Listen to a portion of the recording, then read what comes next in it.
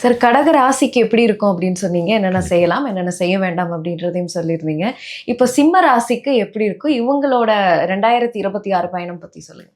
அதாவது சிம்மராசி அன்பர்களுக்கு பார்த்தீங்கன்னா, இந்த 2026 துவக்கம் முதல் 2026 ஃபினிஷிங் வரையுமே நல்ல ஒரு ஏற்றத்துக்குரிய வருடம்.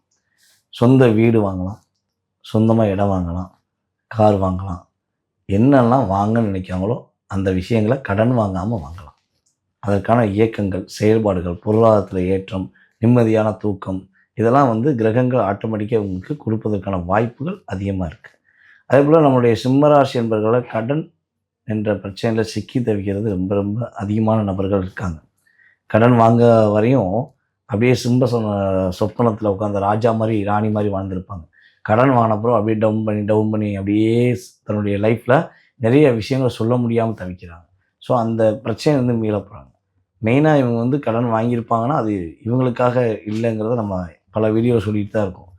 இவங்களுக்காக வாங்குறதை விட உறவுகளுக்காக வாங்கி கொடுத்த கடன் தான் அதிகம். அந்த உறவு கடன் வாங்கின பிறகு உறவாகவே இல்லாமல் போயிட்டாங்க. ஸோ இந்த வட்டம் அந்த பிரச்சனைகள் தான் மீள போகிறாங்க. எவ்வளோ பெரிய கடன் சிக்கல்கள், எவ்வளோ பிரச்சனைகள் இருந்தாலும் அது ஒரு மிகப்பெரிய மாற்றத்தை கொடுக்க போது. குடும்ப உறவுகள் இவங்களை புரிந்து கொண்டு இவங்க மீது அன்பு செலுத்துவதற்கான வாய்ப்பு அதிகமாக இருக்குது.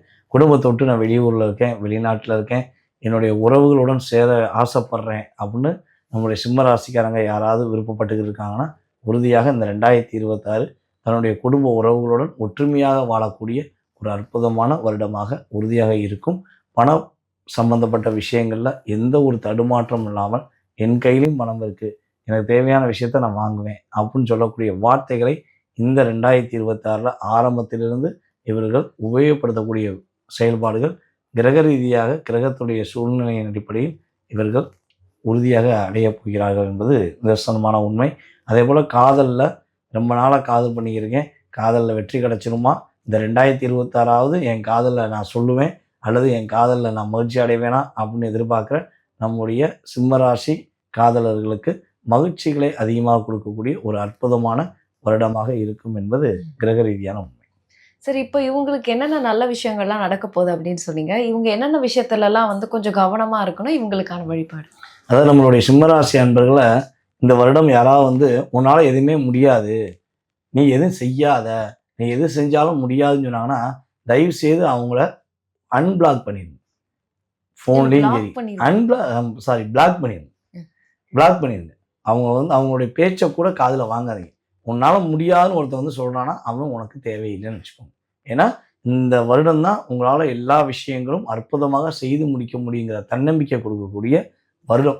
அப்போ இந்த வருடம் போயிட்டு நீங்கள் தேவையில்லாமல் மற்றவங்களுடைய பேச்சை கேட்டுட்டு ஏதாவது யோசிச்சுக்கிட்டே இருந்தீங்கன்னா உங்களுக்கான ஒரு நல்ல ஒரு வாய்ப்பை பயன்படுத்த முடியாத சூழ்நிலை வந்துடும்.